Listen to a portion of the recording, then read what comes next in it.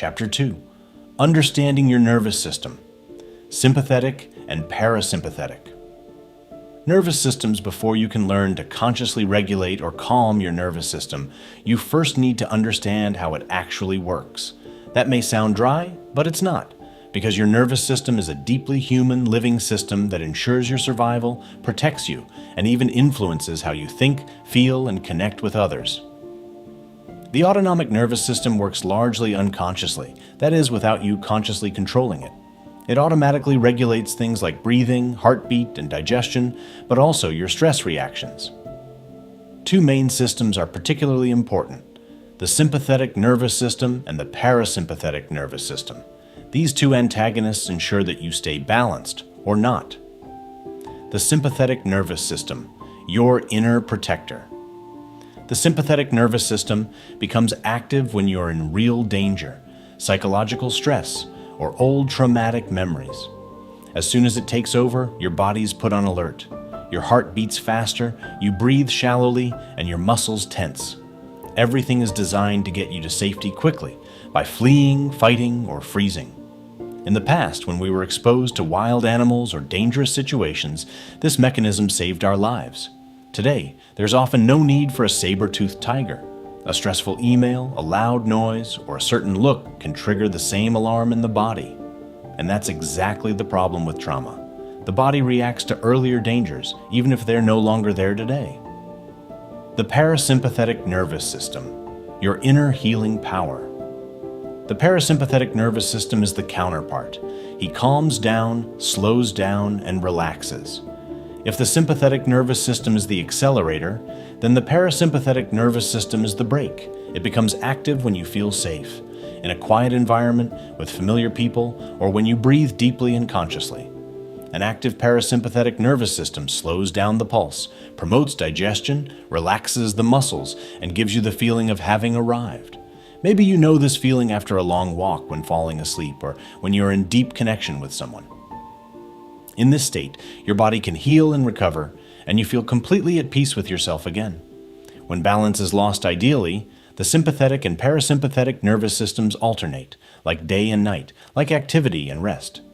In the morning, you need energy, sympathetic nervous system. In the evening, you need rest, parasympathetic nervous system. But for many people, especially after traumatic experiences, this system gets out of sync. A common pattern is that the sympathetic nervous system is constantly activated, even without any concrete danger. You're constantly tense, nervous, and overstimulated. Sleep problems, panic attacks, or chronic exhaustion can be the result. The nervous system has learned to play it safe, but in reality it is constantly running at full speed, even though it doesn't have to. Some people experience instead, or in addition, an overactivation of the parasympathetic nervous system. Sounds healthy at first, but it is not always. When it takes over in the so-called dorsal vagus reaction, you feel numb, powerless, empty, or like behind a pane of glass. The body switches off to protect itself from being overwhelmed. This is also a form of protection, but in the long run, life feels so cut off. These reactions are not a mistake, they are protection. What is important? These states do not mean that you are broken. Your nervous system reacts this way because it wants to protect you.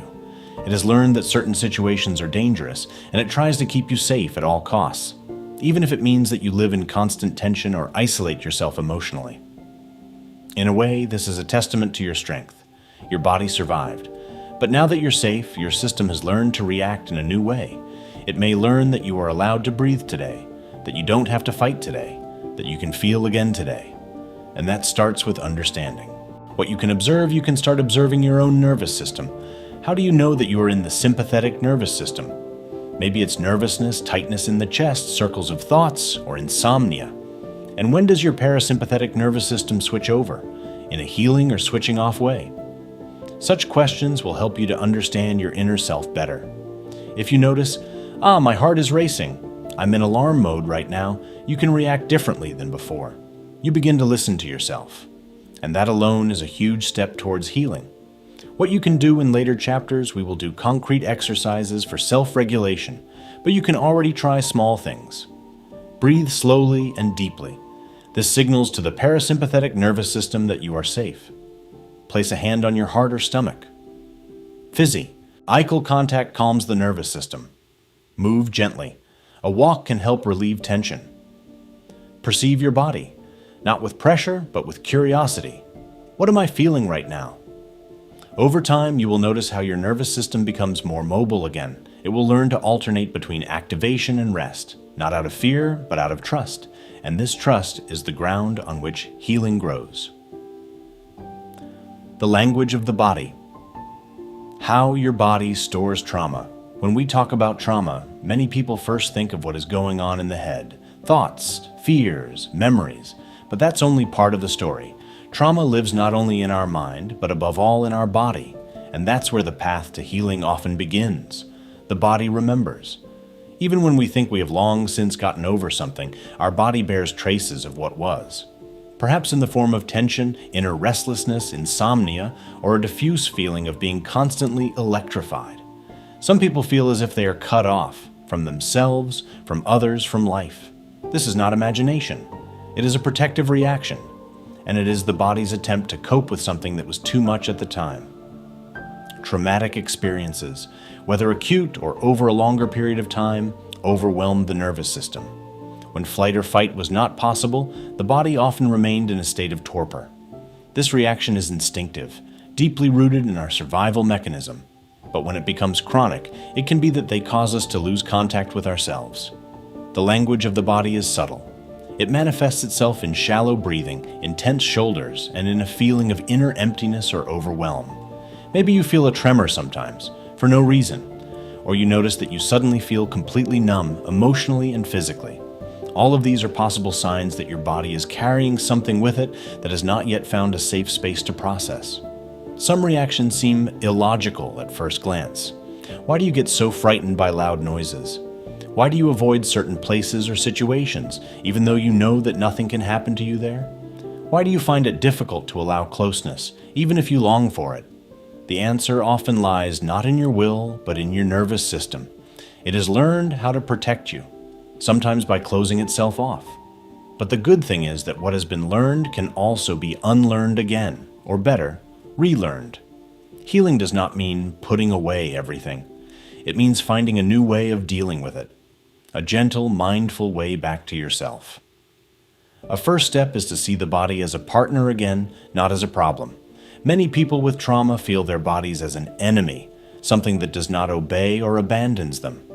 This view is understandable, but it often prevents healing, because your body has carried you all these years. He survived, and maybe he's just waiting for you to listen again. Somatic mindfulness can be a valuable tool in this regard. It means that you learn to reconnect with your body in a slow, respectful way. You don't have to be able to feel or name everything right away. It is enough to make a start. For example, by asking yourself, how does my belly feel right now? Is there confinement, heat, tingle, or do I feel nothing? And is that also an answer? In small moments of pause, the change begins. When you learn to stop ignoring your body but to listen, trust is built, and trust is the basis for healing. It may help you to remember that your body did everything it could to protect you back then, and he still does it today. But today you can show him that it's safe, that you're there, that you are ready step by step to feel yourself again with everything that goes with it. It's not about speed, it's about connection. Not about functioning, but about feeling. And even if the path is sometimes rocky, your body knows it. He knows what you need. You just have to learn to hear it again. Polyvagal theory in practice. Feeling security. Strengthening bonding.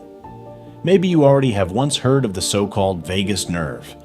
It is the longest nerve in the parasympathetic nervous system and plays a key role in our sense of security, calm, and connection. The polyvagal theory, developed by Dr. Stephen Porges, shows how much our nervous system is linked to social behavior and emotional regulation. And above all, how we can consciously reactivate the feeling of security through certain experiences or exercises. At the heart of this theory is the idea that our autonomic nervous system knows more than just fight or flight. There are three main states: the survival mode, sympathetic nervous system; the state of numbness, dorsal vagus; and the so-called ventral vagal state. The latter is the one in which we feel safe, connected, and present. It is the state in which healing can really take place. What does this mean for you if you have experienced trauma? Quite simply, You can learn to gently return yourself to this safe state, not with force, but with small signals that show your nervous system. It's okay. You're here. You're safe.